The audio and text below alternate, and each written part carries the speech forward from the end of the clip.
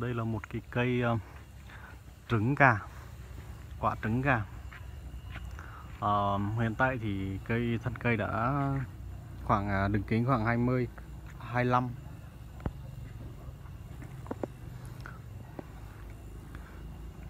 Và cây thì đang rất là đẹp, quả nhiều,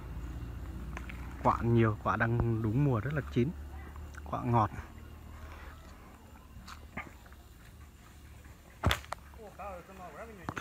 Chỉ cá này, cho nó chỉ cá gì? Cho nó chỉ cá gì ở thứ ở cái kênh là chỉ cá gì cho thứ. Ta chỉ cá gì cho thứ ở lúc chỉ đến thế à? Thế bây giờ nó à. Thế bây giờ nó biết nó tên chủ rồi.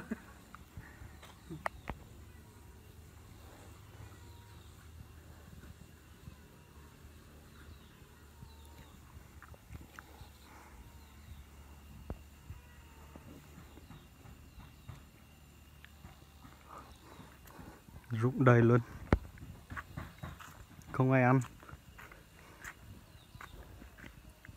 rất là chín này, chín vàng.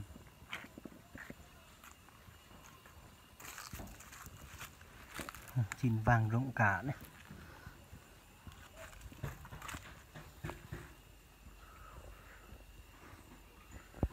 Loại này thì ở bên nước ngoài rất là quý giá nha, rất là hiếm. Nước ngoài bán giá rất là cao. Và hiện nay thì họ đến mua cái loại cây này giá cũng rất là cao. Tuy nhiên thì trên đây thì người dân đang để rất là lãng phí. Có người thì chặt bỏ. Đây có một cây lan, cây kiều cũng rất là đẹp. Trên cây có kiều đẹp.